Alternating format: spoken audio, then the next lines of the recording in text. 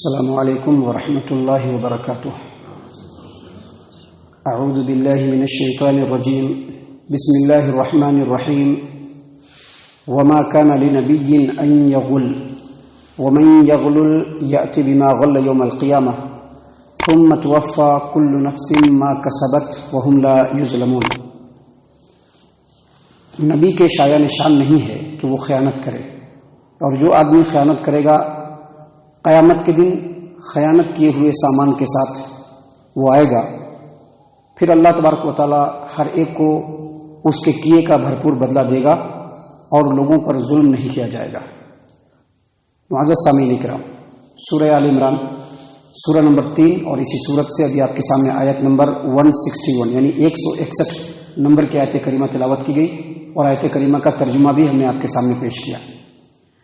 حافظ ابو جعفر ابن جریر طبری رحمہ اللہ تفسیر الطبری کے اندر بیان فرماتے ہیں،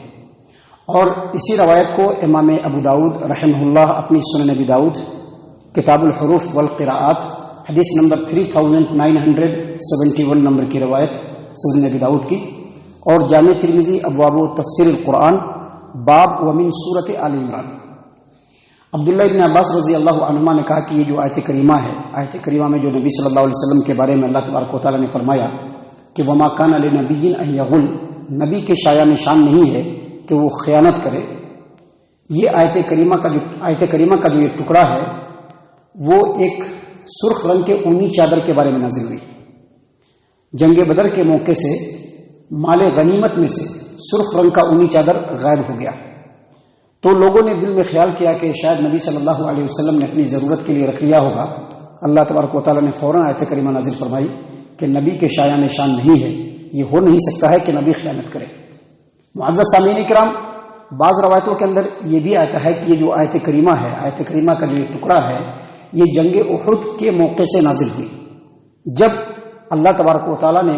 جنگ احد میں مسلمانوں کو پہلے فتح نصیب کیا۔ تو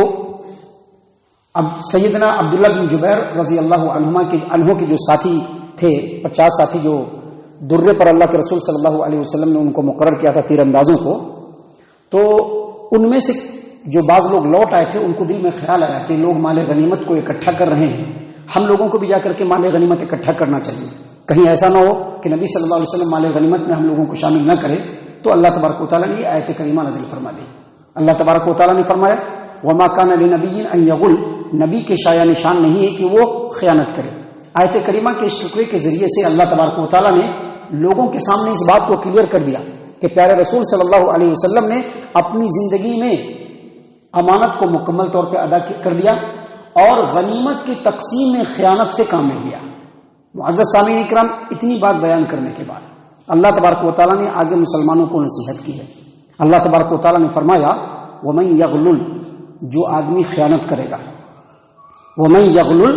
جو آدمی خیانت کرے گا، یأتی بما غل یوم القیامہ، قیامت کے دن جس چیز میں اس نے خیانت کیا ہے وہ چیز اس کو ساتھ لے کر کے اس کو آنا پڑے گا۔ ومن یغلل یأتی بما غل یوم القیامہ، قیامت کے دن جس چیز کی اس نے خیانت کی ہوگی وہ چیز وہ اپنے ساتھ لے کر کے آئے گا۔ اور آگے اللہ تبارک و تعالیٰ نے فرمایا ثم توفی کل نفس ما کسبت، اور ہر شخص کو اس کے عمل کا بھرپور بدلہ مل جائے گا، وہم لا یظلمون، اور کسی کے اوپر ظلم نہیں کیا جائے گا۔ سامعین کرام، آیت کریمہ کے اس ٹکڑے سے جو پہلی بات معلوم ہوتی ہے وہ یہ کہ خیانت یہ بہت ہی بدترین جرم ہے، اور اللہ کے رسول صلی اللہ علیہ وسلم نے خیانت سے بہت سختی سے منع کیا ہے۔ جیسا کہ ایک حدیث ہے، مسند احمد کی حدیث ہے، ابو مالک اشجعی رضی اللہ عنہ اس حدیث کے راوی ہیں، وہ کہتے ہیں کہ نبی اکرم صلی اللہ علیہ وسلم نے فرمایا کہ قیامت کے دن اللہ تبارک و تعالیٰ کے نزدیک سب سے بدترین خیانت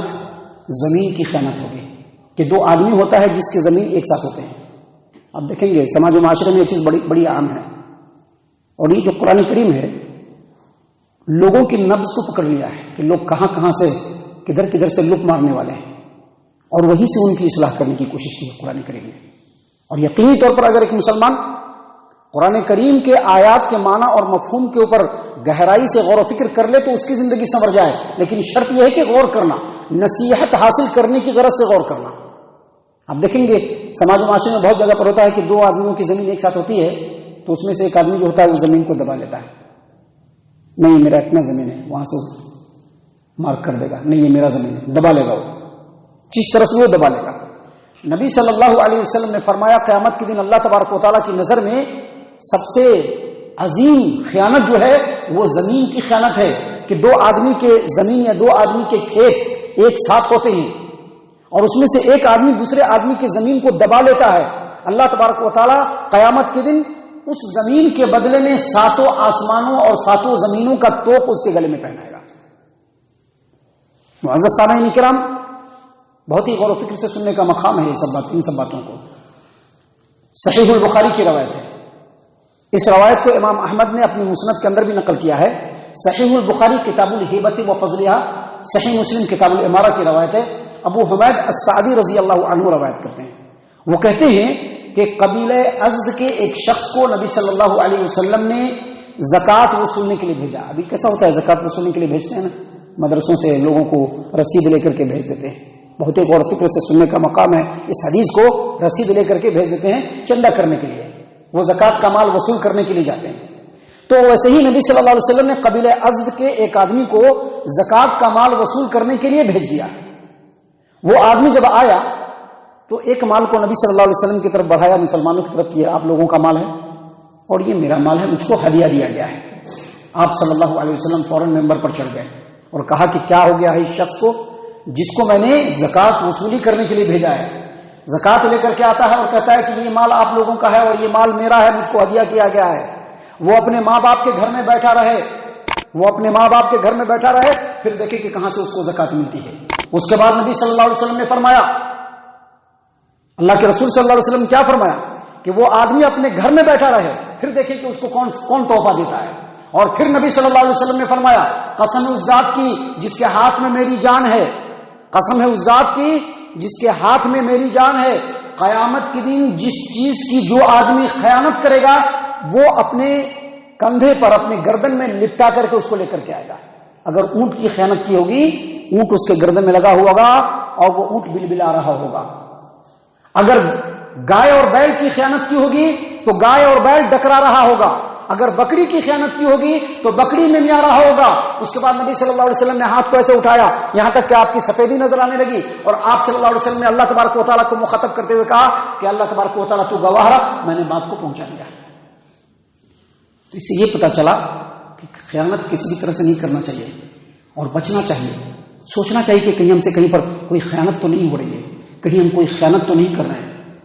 خاص طور سے جو مدرسے سے چندے وغیرہ کرنے کے لیے لوگ آتے ہیں، ان لوگوں کو اس معاملے میں بہت زیادہ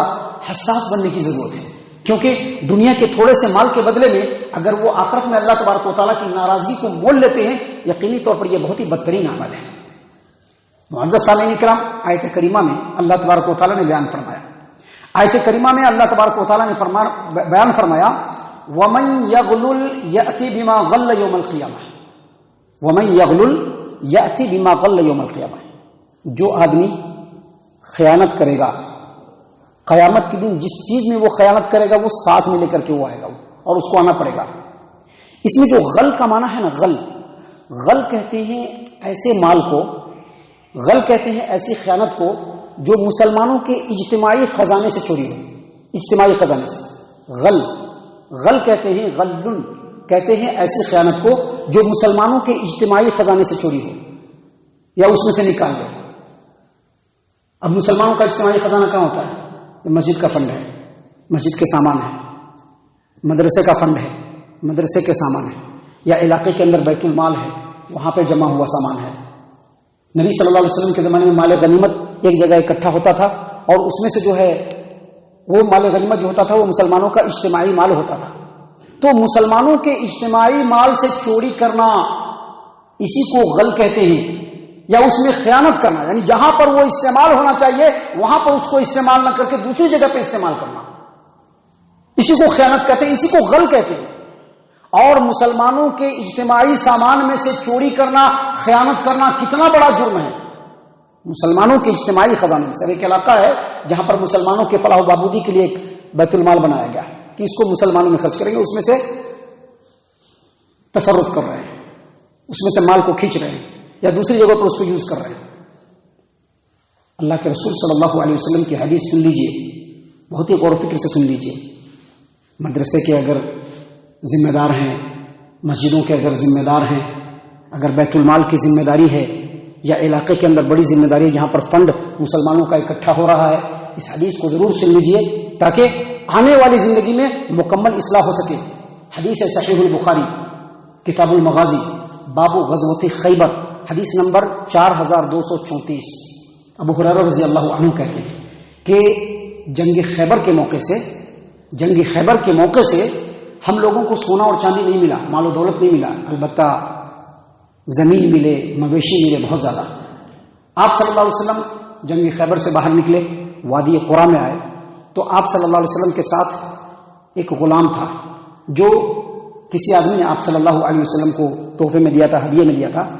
وہ غلام آپ صلی اللہ علیہ وسلم کو گھوڑے سے اتار رہا ہے، سواری سے اتار رہا ہے، کوئی بھی سواری ہو، سواری سے اتار رہا ہے، کجاوا اونٹ کا لفظ ہے، سواری سے آپ صلی اللہ علیہ وسلم کو اتار رہا ہے۔ کجاوا کو اس نے اتارا، اچانک کہیں سے تیر آ کر کے اس غلام کو لگ گیا، چونکہ نبی صلی اللہ علیہ وسلم کو اتار رہا ہے، اسی حالت میں اس کو تیر لگی آ کر کے،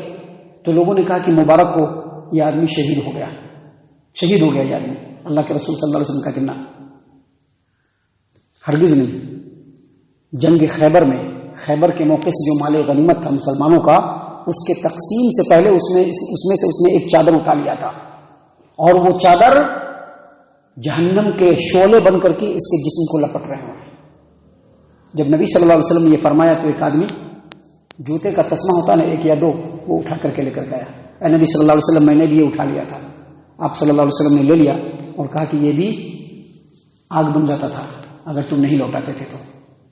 تو آپ سوچ سکتے ہیں کہ کتنا بڑا اور کتنا بھیانک انجام ہے۔ اسی کو کہتے ہیں غل، جو اللہ تبارک و تعالیٰ نے یہاں پر بیان فرمایا، وَمَن يَغْلُلْ يَأْتِ بِمَا غَلَّ يَوْمَ الْقِيَامَةِ، جو آدمی خیانت کرے گا، مسلمانوں کے اجتماعی مال میں سے چوری کرے گا، خیانت کرے گا، اس کو وہ چیز قیامت کے دن ساتھ میں لے کر کے آنا ہوگا۔ لوگ دیکھیں گے کہ یہ دنیا میں خیانت کرنے والا تھا، لوگ دیکھیں گے اور وہ آگ بن کر کے اس کے جسم سے لپٹ جائے گا۔ اللہ تبارک و تعالیٰ نے فرمایا وَمَن يَغْلُلْ يَأْتِ بِمَا غَلَّ يَوْمَ الْقِيَامَةِ، جو آدمی خیانت کرے گا قیامت کے دن خیانت کی ہوئی چیز کو وہ ساتھ لے کر کے آئے گا۔ ثُمَّ تُوَفَّى كُلُّ نَفْسٍ مَا كَسَبَتْ، پھر ہر نفس کو اس کے عمل کے مطابق بھرپور بدلہ دیا جائے گا، وَهُمْ لَا يُظْلَمُونَ، اور ان کے اوپر ظلم نہیں کیا جائے گا۔ محترم سامعین کرام، یہ ساری باتیں خالص ہماری ہدایت و رہنمائی کے لیے، ہماری اصلاح کے لیے،